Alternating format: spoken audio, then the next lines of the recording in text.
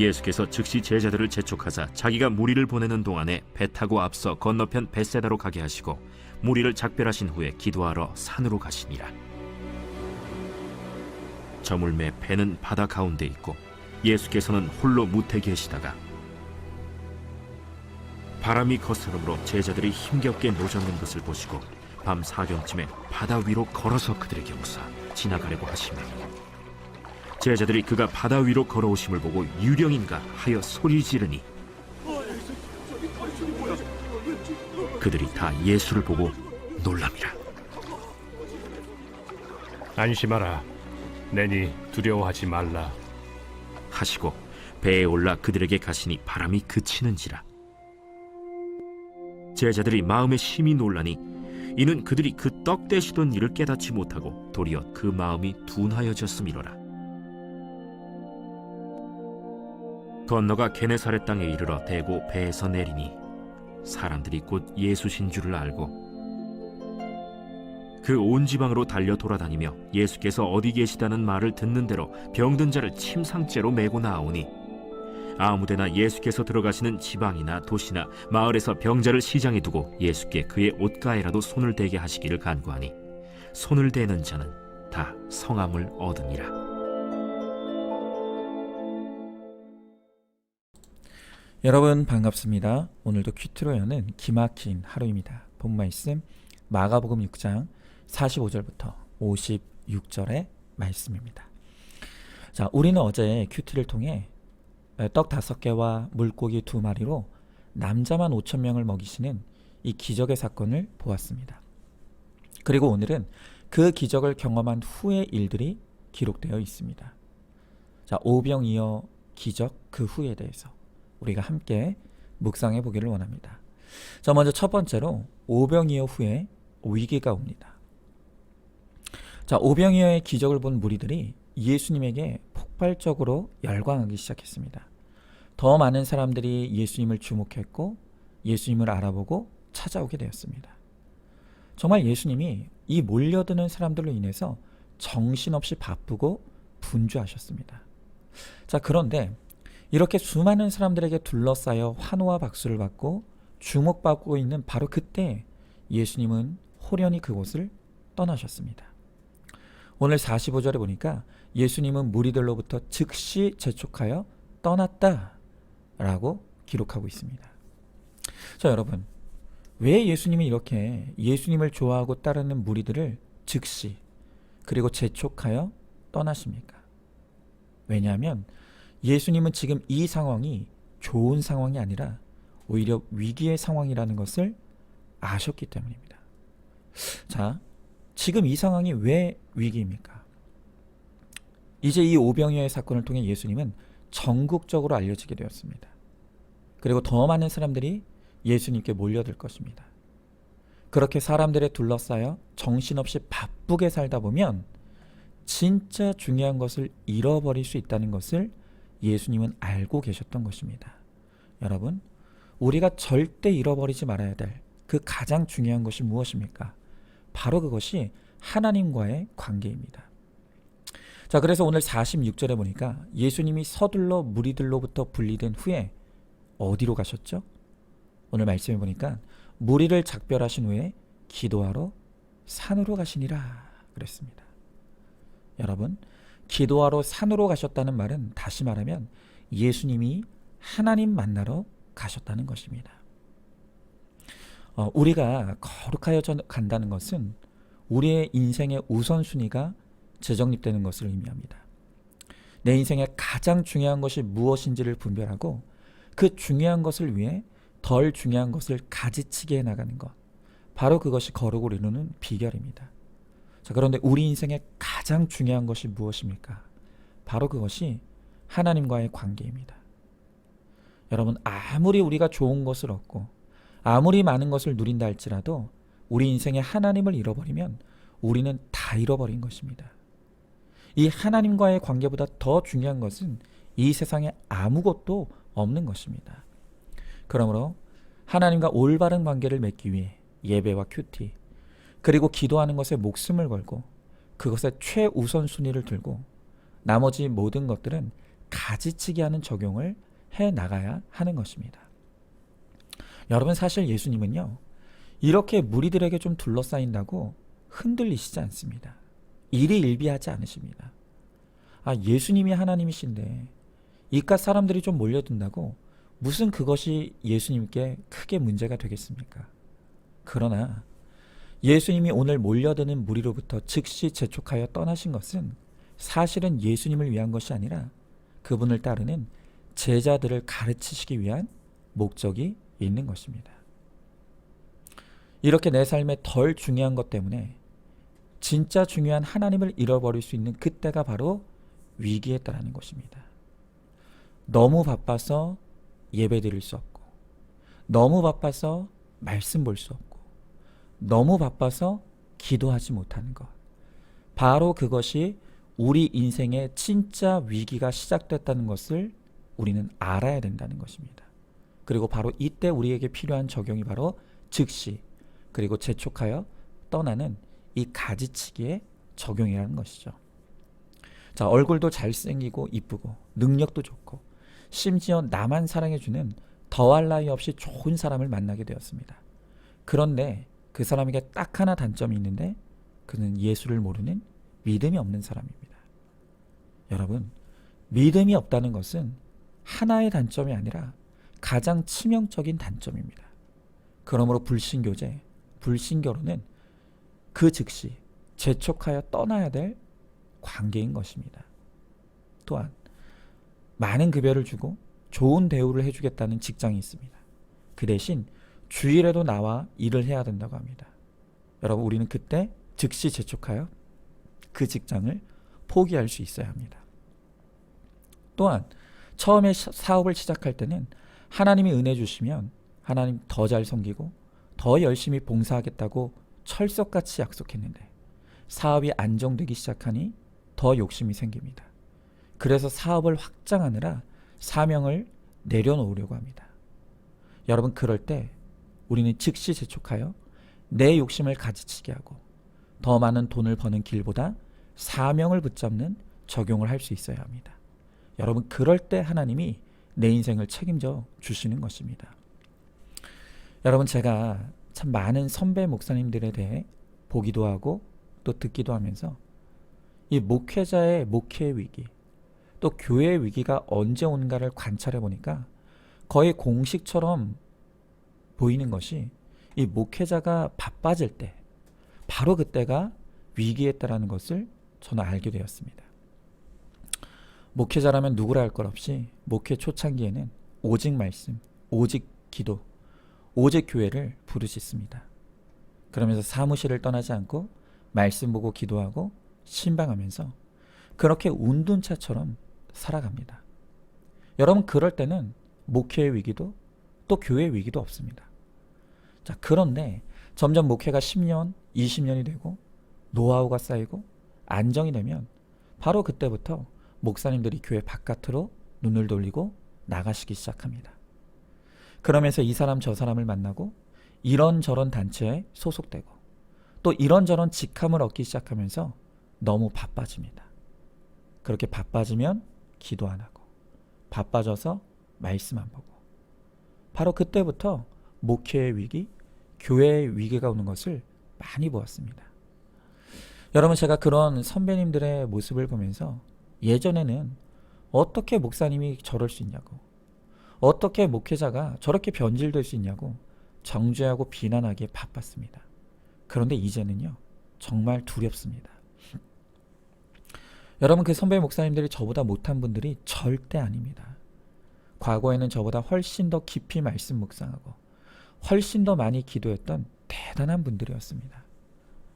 그런데 그런 분들이 목회 연수가 길어지고 매너리즘에 빠지면서 본질에서 이탈하는 모습을 보면서 저라고 별 수 없다는 것을, 저도 목회가 10년이 지나고 20년이 지나면 어쩌면 그분들보다 더 할 수도 있는 사람이라는 것이 인정이 되고 깨달아집니다. 여러분, 바로 그렇기 때문에 아직까지 제가 정신이 좀 온전한 바로 이때 미리 말씀을 통해 바쁜 것이 곧 위기라는 이 경고의 말씀을 들으며 스스로 다짐하고 또 다짐하는 것입니다. 여러분, 만약 제가 그때가 되어서 스스로 깨달지 못하는 지경이 되거든 같은 공동체에 속한 우리 성도님들이 저를 일깨워 주시고 저에게 외쳐 주셔야 합니다. 목사님, 지금 너무 바쁘신 것 같다고. 너무 바빠서 말씀 안 보시고 너무 바빠서 기도 안 하시는 것 같다고. 여러분이 저를 위해 외쳐 주셔야 합니다. 그렇게 해서라도 제가 하나님을 잃어버리지 않는 것이 제가 사는 길이고 또 교회가 사는 길입니다. 여러분, 너무 바빠서 예배가 귀찮아지십니까? 너무 할 일이 많아서 큐티할 시간이 없습니다. 너무 바빠서 기도할 시간이 없습니까? 여러분, 바로 지금이 위기입니다. 그것을 잘 분별하고 본질을 잃어버리게 만드는 것들에 대해 가지치기 적용을 잘 하시기 바랍니다. 그래서 주님 오시는 날까지 주님과 동행하며 날마다 더 거룩해지고 구원의 사명을 이루는 우리 모두가 될 수 있기를 소망합니다. 자, 질문해 봅니다. 지금 무엇 때문에 바쁘고 분주합니까? 세상의 관계와 일에 치우쳐 말씀과 기도와 봉사를 떠나려고 하고 있지는 않습니까? 나에게 가장 중요한 최우선순위가 하나님이 맞습니까? 예배와 말씀과 기도를 중심에 두고 덜 중요한 것들을 분별하고 가지치기 하는 이 적용을 구체적으로 이루시기 바랍니다. 자, 두 번째로 오병이어 후에 밤 사경이 찾아옵니다.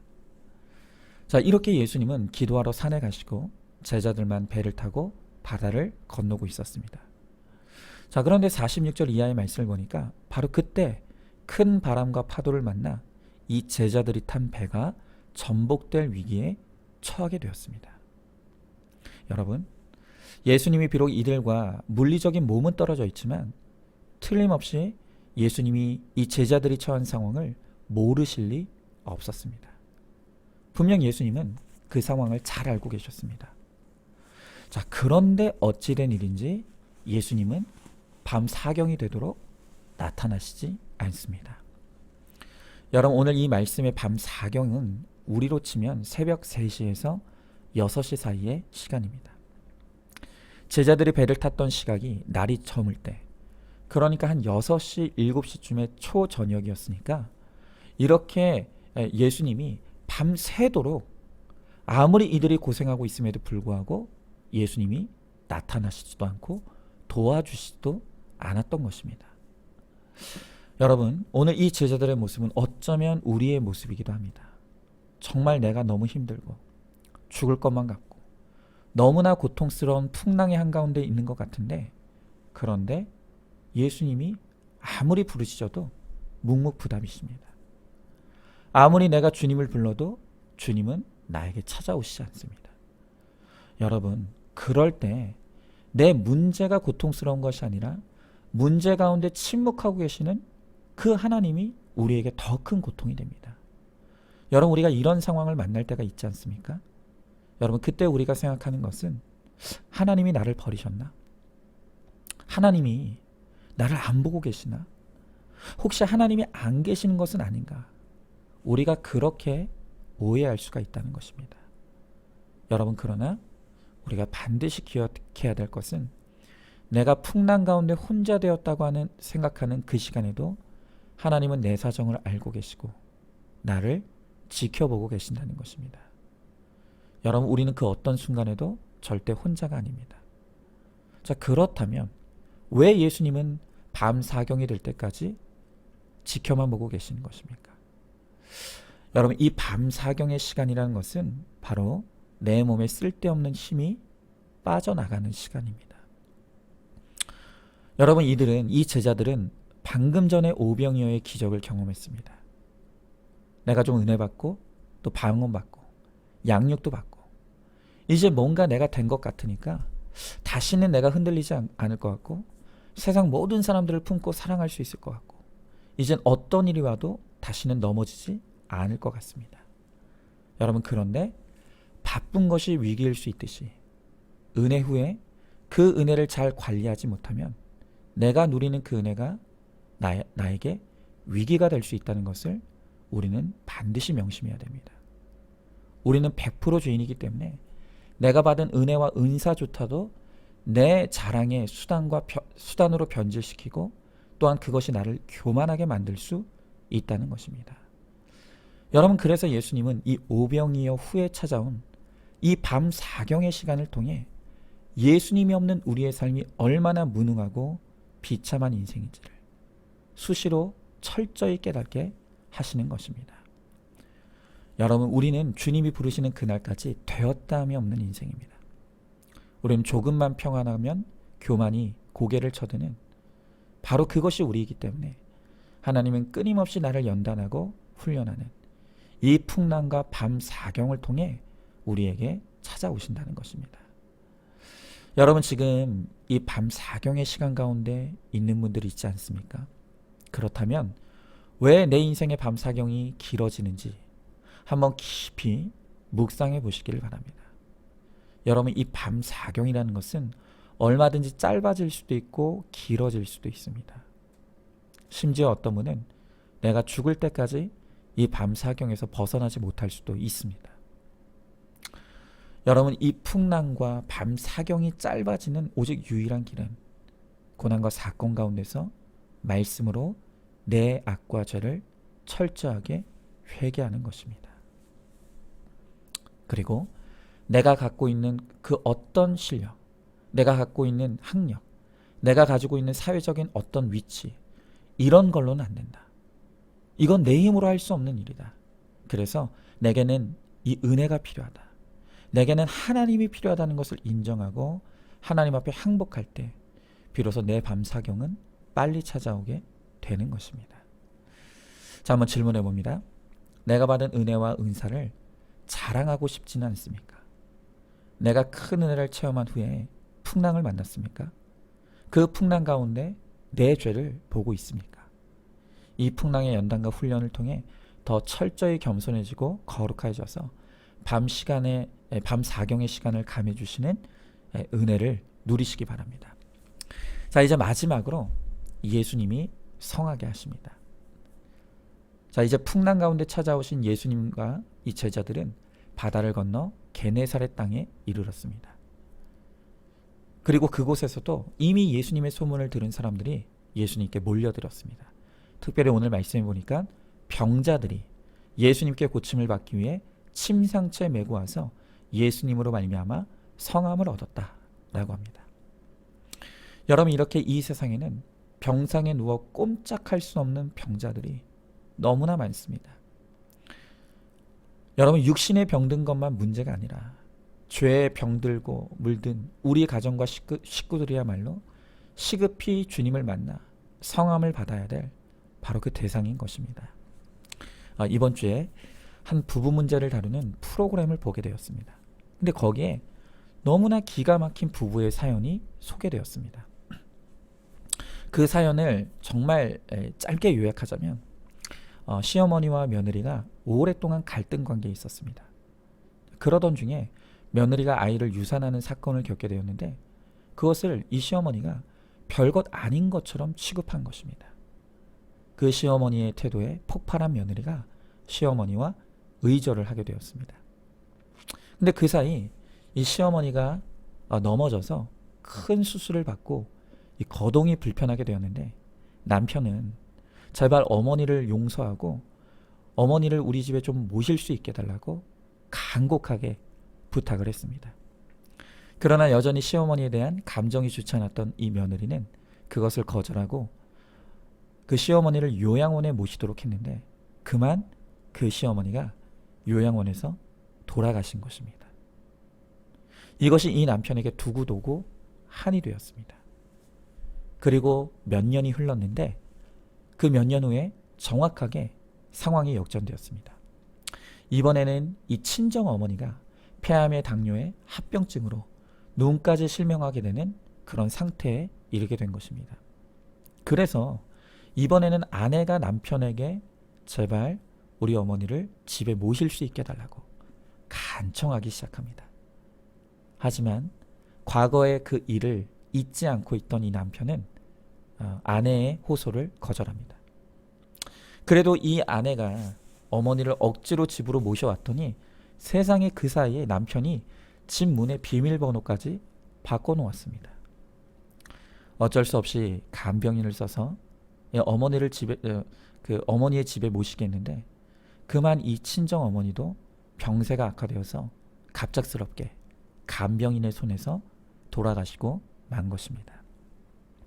여러분, 결국 이 두 부부는 서로에게 깊은 원한을 품은 채로 그렇게 서로를 탓하며 원망하고 있습니다.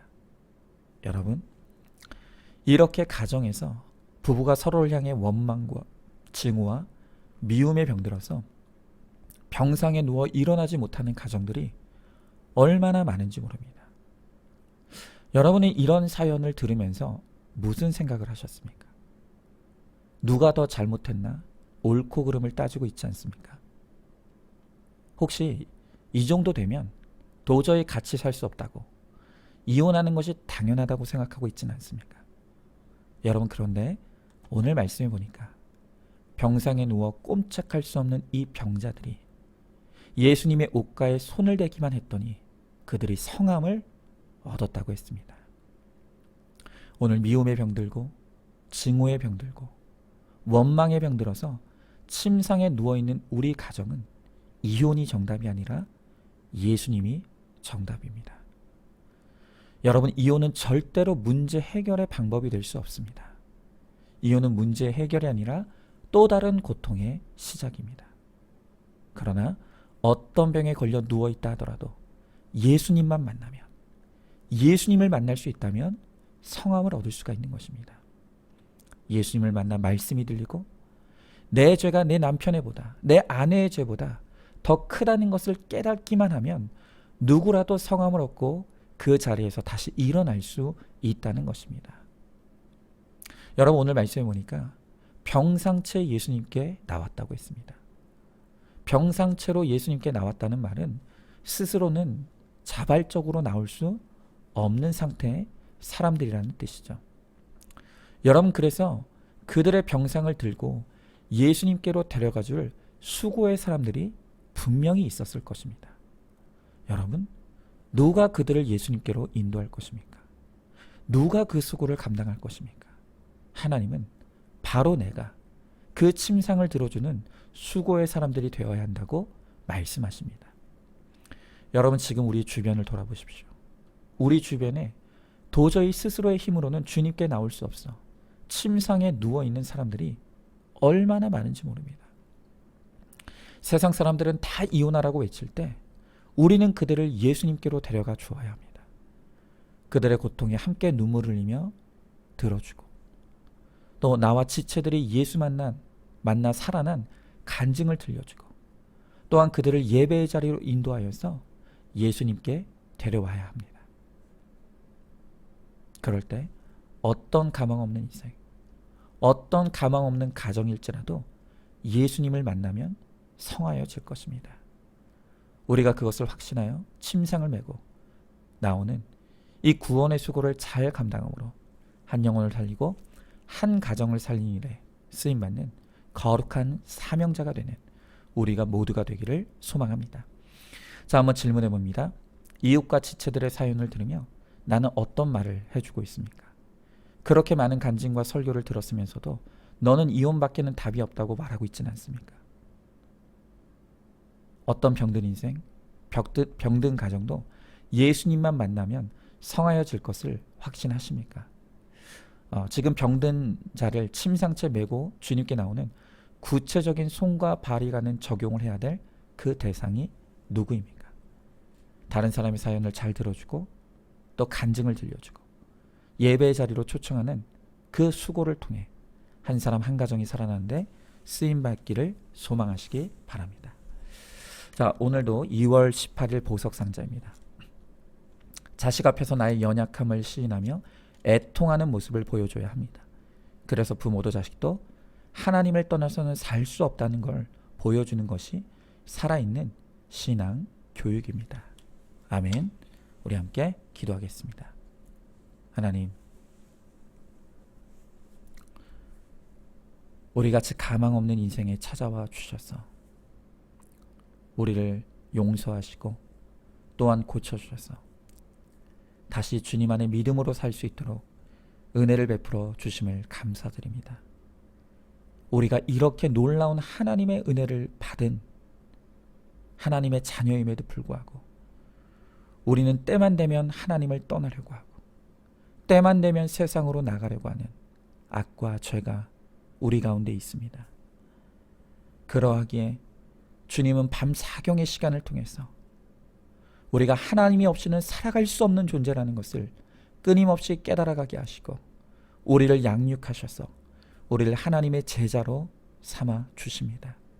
하나님, 지금 우리 주변에 병들고 지쳐 도저히 일어날 힘이 없어 침상에 누워있는 병든 자들이 너무나 많습니다.